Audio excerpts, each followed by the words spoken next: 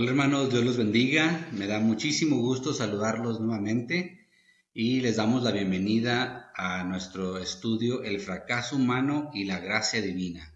El día de hoy vamos a estar estudiando la lección Una generación que invoca a Dios, basado en el texto de Génesis capítulo 4, versículos 16 al 26. Muy bien, vamos a empezar. ¿Cuál es la verdad central que queremos aprender el día de hoy? La verdad central es, a pesar de la creciente maldad, Dios no deja de revelar su misericordia y siempre hay una generación que invoca su nombre y le sirve. Como ustedes recuerdan, estamos estudiando la historia de cómo entró el pecado a la creación y estamos en el capítulo 4. Y en el capítulo 4 podemos ver que después de que Caín mató a Abel, empieza una serie de decadencia moral y espiritual en la humanidad. Y de esto vamos a platicar el día de hoy y cómo Dios empieza a levantar una generación que lo invoca y que le sirve. Esta es nuestra verdad central. Después de que Caín mató a su hermano Abel, pareciera que la descendencia de Adán tendría un final muy trágico. Después de este incidente tan tremendo, tan trágico en la historia de la humanidad, pareciera que todo empezaba a caminar hacia un rumbo, hacia un callejón oscuro y sin salida.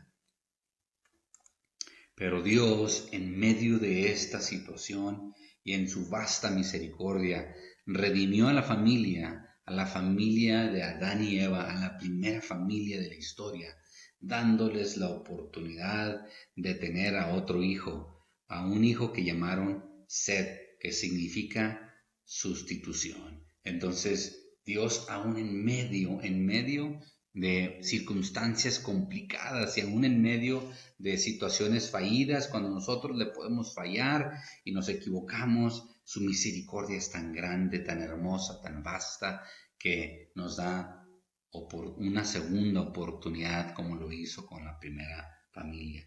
Y es así como Dios empieza a utilizar a Seth y a su descendencia para levantar una generación que invocaba el nombre de Jehová. Gloria a Dios, aleluya. En el primer punto de nuestra sesión, como cada sesión tenemos 3 puntos a estudiar y analizar de estos textos, vamos a analizar el punto de cómo el pecado destrozó a una familia, cómo el pecado destrozó a la primera familia en la historia. Y si nosotros analizamos detenidamente este acontecimiento, el pecado de Caín desintegró a esta familia. El pecado de Caín hizo una ruptura muy drástica, muy tremenda en esta familia. Y estas fueron las consecuencias del pecado. El primero, pero vamos a analizar el texto antes de continuar.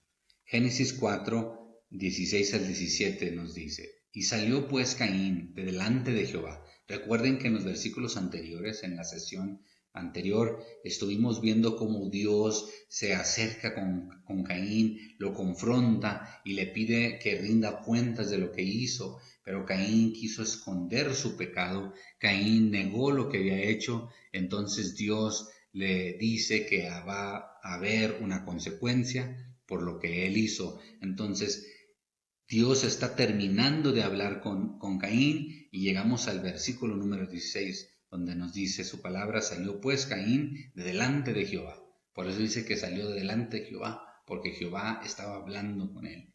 Y él habitó en tierra de Nod, al oriente de Edén. Y esto es importante porque no solamente salió de la presencia de Jehová, sino también dejó a su familia y se fue a vivir a otro lado. En este caso, vemos aquí que nos dice que fue a la ciudad de Nod. Muy bien. al oriente del Edén. Y en el versículo 17, y conoció Caín a su mujer, la cual concibió y dio a luz a Enoc, y edificó una ciudad y llamó el nombre de la ciudad del nombre de su hijo. Fíjense, aquí empezamos a ver la mentalidad que está desarrollando Caín, y se me hace muy interesante. Siempre que le ponemos nombres propios a algo, es una expresión de nuestra naturaleza caída, del orgullo, ¿verdad? Que le pongamos el nombre, por ejemplo, bueno, si lo hiciéramos en nuestros tiempos, por ejemplo, si yo vivo, le pongo el nombre a una calle y le digo, esta calle se va a llamar Roberto García. Es un monumento a mi persona. Y si yo en vida decido nombrar una ciudad, esta ciudad se va a llamar Roberto García. Si yo hago eso mientras que yo esté en vida, lo que estoy haciendo es que estoy haciendo monumentos a mi persona. Si lo hace otra persona posterior a mi muerte, como un reconocimiento, como algo en memoria de, es diferente porque lo está haciendo otra persona, pero en este caso, Enoc en vida, Caín en vida, hizo algo que me llama mucho la atención. Le pone a la ciudad el nombre de su hijo. Entonces vemos cómo el orgullo de Caín sigue arraigándose fuertemente en su corazón, y esto evidentemente se lo empieza a heredar a sus hijos. Esto lo encontramos en Génesis capítulo 4, versículo 16 al 17.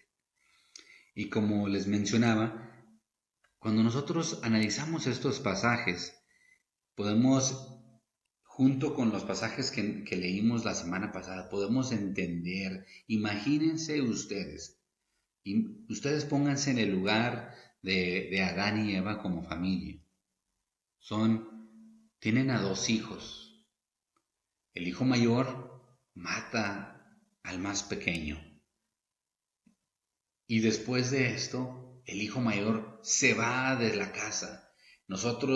La Biblia no relata lo que sucedió o cómo Caín fue confrontado por sus padres al respecto, pero sí se me hace interesante esta dinámica porque podemos entender la psicología que está detrás de todo esto, y lo que sí podemos comprender o intuir o deducir de estos pasajes por las actitudes de Caín y posteriormente de cómo Dios trata con Adán y Eva en versículos más adelante, podemos entender que hubo por lo menos 3 consecuencias de este pecado que destrozó a la familia de Adán y Eva. Primero, podemos nosotros entender que este suceso destrozó el corazón de una madre por la muerte de su hijo menor. Nosotros sabemos como padres, todos los que hemos tenido hijos, que que no es natural que los padres entierren a sus hijos. No es natural que los hijos se mueran antes que los padres. La expectativa natural es que nuestros hijos se mueran después de nosotros, que vivan más años que nosotros nos vayamos primero. Pero aquí lo que sucedió es una tragedia tremenda, porque no solamente ya no está su hijo, sino que está muerto, ya no va a estar, ya no lo van a tener físicamente, saben que ya no está. Y esto rompe el corazón de cualquier padre, de cualquier madre. Y esto es el ambiente que se generó después de este pecado.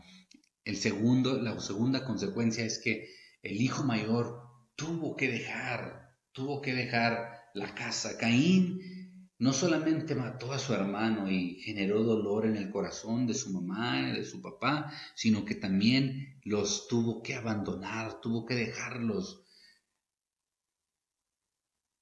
Podemos nosotros comprender el dolor, podemos comprender incluso si pudo haber habido coraje, odio, molestia, desesperación, frustración de Adán y Eva en contra de sus hijos. Y, y ahora que también no solamente el hijo menor ya no está en casa, sino también que el mayor tiene que dejar su casa y tiene que ir muy lejos. Esto es algo tremendo, es algo terrible. Todos los que hemos vivido esto sabemos que no solamente genera dolor en el corazón de los padres, pero también genera dolor en el corazón de quien se tiene que ir por cometer un error. Y por último, la última consecuencia que podemos comprender que se tuvo aquí por este pecado es que él dejó la casa de sus padres sin el gozo y bendición de los hijos, es decir, dejó la casa vacía de varones, de hombres que iban a continuar con el legado de esa familia. Se ha perdido lo que pensaríamos en la actualidad, se ha perdido el apellido, ya no sabemos qué va a suceder y la casa ahora se siente vacía, sin los primeros hijos, sin los primeros hijos. Esto en cualquier familia, todas las familias podemos comprender que esto es un escenario trágico, trágico. Como podemos ver, cómo podemos aplicar esto a nuestro contexto actual, cómo podemos utilizar y aprender de estas experiencias de la primera familia. Bueno, creo que es importante que comprendamos que las decisiones y las conductas a las cuales llegó Caín no fueron de un día para otro, sino que fueron algo gradual. Y entonces nosotros podemos comprender que cuando se descuida la vida devocional del hogar y se permite que el pecado entre lentamente, puede tener grandes consecuencias.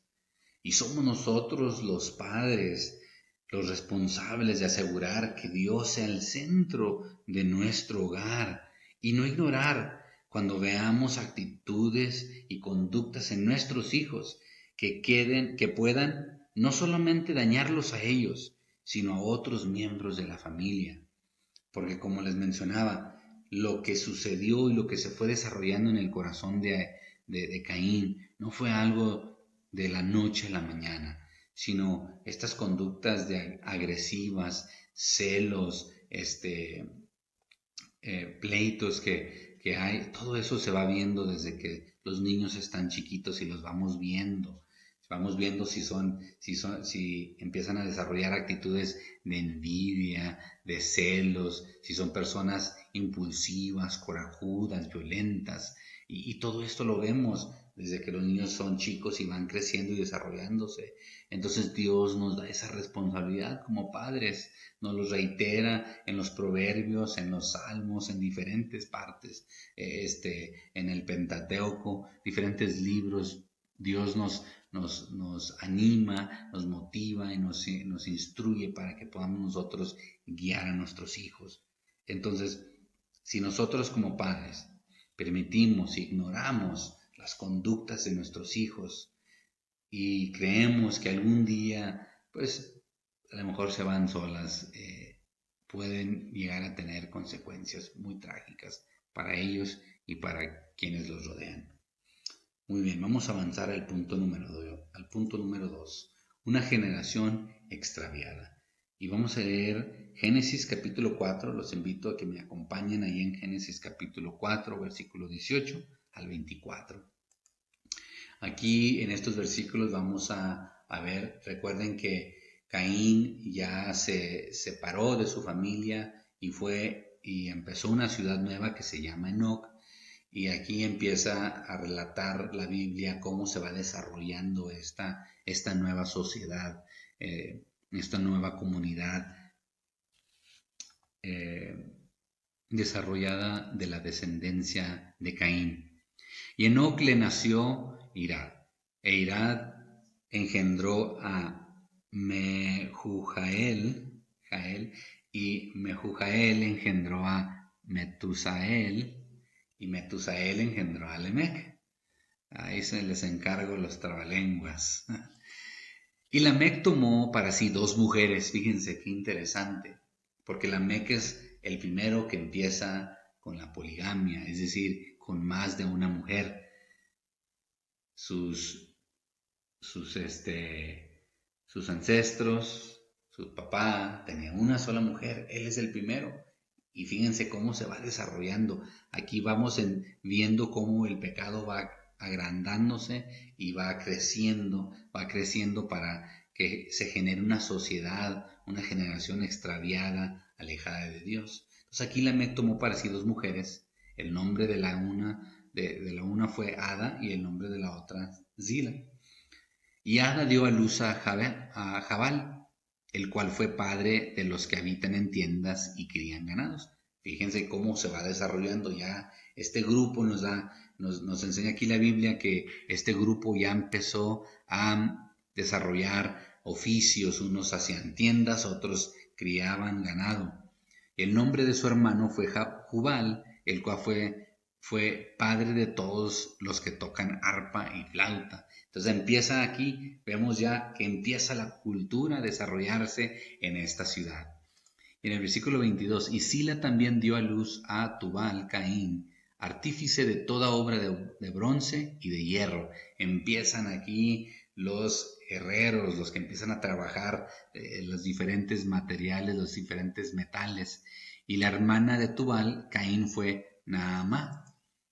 Y dijo Lamec a sus mujeres, fíjense cómo la Biblia nos relata cómo se está desarrollando esta sociedad próspera, esta sociedad que está generando fruto, que está creciendo. Y luego nos relata un suceso muy interesante que me llama la atención de Lamec y nos da una idea del carácter de la persona, de la mentalidad, de la cosmovisión de Lamec. Ada y Sila y dijo Lamec a sus mujeres, Ada y Sila, oíd mi voz. Fíjense cómo se para, imagínense el escenario, se levanta Lamec en medio de su familia y le dice a sus esposas, escúchenme, oigan mi voz. Es algo que sale así del corazón, del orgullo, de la vanidad del hombre, de un hombre ya lleno de sí mismo. Y le dice, mujeres de Lamec, escuchad mi dicho, que un varón mataré por mi herida y un joven por mi golpe. ¿Ves? Está tratando de mostrar su grandeza, su fuerza, aquí Lamec. Y si 7 veces será vengado Caín, Lamec en verdad 70 veces 7 lo será, fíjense. Entonces él está diciendo, yo soy más grande aún que mi padre. Si los que intenten hacer algo contra mí van a tener más consecuencias mayores que las que hubieran tenido si atacaran a mi padre. Qué interesante ver aquí la psicología de lo que está sucediendo detrás de esta expresión de Lamec. Entonces, al analizar estos versículos, podemos nosotros ver que los descendientes de Caín desarrollaron una sociedad productiva, próspera, pero fíjense, pero sin Dios. Existen por lo menos 2 actitudes aquí que se desarrollan en el corazón del hombre cuando tiene éxito sin reconocer a Dios como su sustento. Y lo podemos aprender en las actitudes que proyecta Lamec a través de este relato bíblico. El primero es el orgullo. Aquí podemos percibir el orgullo de Lamec, de su familia, y este orgullo que posteriormente lleva al hombre a creer que es dueño de su vida y empieza a vivir bajo sus propias reglas. Podemos ver cómo el pecado se empezó a desarrollar a tal forma que los corazones de esta generación se empezaron a llenar de orgullo, de autosuficiencia, de dependencia en sus fuerzas nada más, de llenarlos de vanidad. Y entonces, ¿qué sucede? Lamec dice, ya no necesito solamente a una mujer, ahora voy a tener dos, y empieza una decadencia moral. Aquí vemos cómo Lamec toma a dos mujeres e ignora los dichos de Jehová, la ley de Jehová que se había inculcado a su padre Caín, pero pues también Caín ya había empezado a dejar que el pecado consuma su vida. Entonces, aquí podemos ver por lo menos esta primera actitud que se empieza a desarrollar en el corazón de los hombres que no reconocen a Dios como el sustento, como su proveedor, como el que les da la fuerza, la fortaleza. El segundo lo encontramos en el versículo 23 al 24, la autosuficiencia, la actitud, la cosmovisión de sentirse, de ver la vida como que nosotros podemos solos, no necesito a nadie más, yo solito lo puedo hacer, no necesito la ayuda de ninguna otra persona, si no me ayudes, no me estorbes. Y entonces esta actitud se empieza a permear en toda la sociedad esta nueva. Y esta actitud lo que hace es que lleva al hombre a creer que todo lo que ha logrado es por sus propias fuerzas y capacidad. Qué triste cuando nosotros como hombres lleguemos a creer que todo lo que nosotros estamos logrando lo podemos hacer solos y no necesitamos a nadie más. En estos versículos podemos ver cómo Lamec, lleno de una actitud de autosuficiencia, intenta demostrarle a sus esposas, a su familia, su fuerza y capacidad frente a todos que estaban ahí escuchando. Él intenta decirles que él es aún mayor, más fuerte, más grande y merece más respeto que su papá. ¡Qué tremendo! Más respeto que Caín. Qué tremendo, hermanos. Qué triste, qué triste. Cuando nosotros no reconocemos que Dios es quien nos da el querer como el hacer. Dios es soberano, Él tiene el control de todas las cosas. Que de Él manan todos los dones y talentos. Que cuando nosotros podemos llegar a creer que no lo necesitamos para vivir o desarrollarnos, cuando no reconocemos a Dios como el centro, como la persona que nos da todo. Y esto no solo traerá a nuestra familia una decadencia espiritual y moral, sino también a las generaciones que nos siguen, a las generaciones, a nuestra descendencia. Si no buscamos a Dios, vamos en rumbo a una decadencia moral y espiritual. Y vamos, lo único que en lugar de inculcarle el amor, la búsqueda, la dependencia de Dios a nuestros hijos, a sus hijos, a nuestra descendencia, si no lo buscamos, lo único que les vamos a enseñar es orgullo, vanidad, autodependencia, autosuficiencia. Y eso nos va a llevar a sembrar una eternidad lejos de Dios. El último punto de nuestra clase de hoy, hermanos. Dios levanta a una generación de esperanza.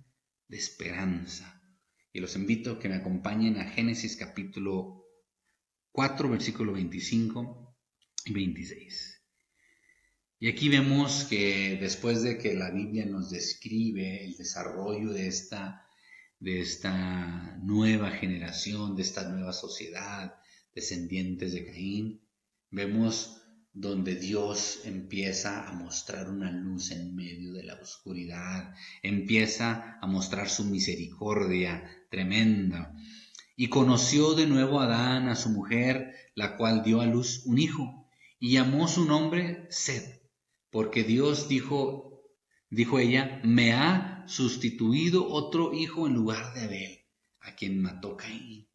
Que imagínense el valor que tuvo que tener Eva para declarar estas palabras y decir, y el gozo que llenó su corazón, la alabanza que empezó a salir de su boca cuando dijo, Dios me ha concedido otro hijo, aleluya. Y entonces yo me puedo imaginar que aquí ella, al igual que Adán, empiezan a tratar de corregir los errores de su pasado como padres y intentan con mayor esfuerzo, con mayor intencionalidad, acercar a su nuevo hijo al Señor. Porque esto lo comprendemos por lo que nos dice en el versículo 26. Y a Set también le nació un hijo y llamó su nombre Enos. Entonces los hombres comenzaron a invocar el nombre de Jehová. Con este versículo podemos comprender que en ellos fue sembrada la fe de sus padres y que ellos empezaron a buscar a Dios igual que todavía lo hacían sus padres. Aleluya. Qué cosa tan hermosa que Dios nos llena de misericordia, de gracia, que Él entiende que el pecado nos desvía y nosotros como padres no somos perfectos, pero nos da segundas oportunidades. Y en medio de un escenario de una familia destrozada por el pecado y llena de tristeza por la ausencia de sus dos hijos, la misericordia de Dios se manifiesta por el rayo de fe en el corazón de Adán y Eva. Dios no solo llena sus corazones de consuelo, sino también le da la oportunidad a la humanidad por medio de otro hijo, Set. Podemos aprender por lo menos 3 principios sobre cómo opera Dios en nuestras familias, cuando volteamos a verlo a Él. Hay 3 cosas que podemos aprender de cómo Dios opera y manifiesta su misericordia cuando nosotros no dejamos de buscarlo a pesar de nuestros errores. Recuerden que cuando nosotros nos acercamos a Dios con un corazón sincero, contrito, humillado, arrepentido, aleluya, Él no nos rechaza, sino nos toma en sus brazos, aleluya, porque Él nos ama. Nos toma en sus brazos y nos da otra oportunidad y nos vuelve a levantar, aleluya. Gloria sea al Señor. ¿Cuáles son los principios que aprendemos de esta lección donde Dios levanta una nueva generación de esperanza? Primero, vemos que Dios restablece nuestra relación con Él. Esa relación que pareciera que se había roto por nuestros pecados, por nuestros errores, Dios, cuando nos acercamos a Él, lo buscamos con fe, lo buscamos con un corazón sincero, arrepentidos, Dios restablece esa relación que estaba fracturada y nosotros podemos volver a acercarnos y hablar con Él con confianza. La segunda es que Dios empieza a bendecir a nuestras familias. Dios bendice a nuestras familias. Y la tercera es que Dios bendice la descendencia de nuestros hijos. Aquí vemos qué tan poderoso es cuando un papá, una mamá, una familia busca a Dios y inculca en sus hijos la fe, inculca en sus hijos la dependencia de Él. Entonces no solamente son bendecidos ellos como padres, sino bendicen a sus hijos y bendicen a los hijos de sus hijos. Aleluya. Para Dios, lo más importante es nuestro corazón. Si nosotros le somos fiel, Él llenará nuestro corazón de paz, de felicidad y gozo, así como lo hizo con Adán y Eva, cuando parecía que todo estaba perdido, que todo iba hacia un destino de destrucción, un destino oscuro. Dios muestra su misericordia en medio de una tragedia.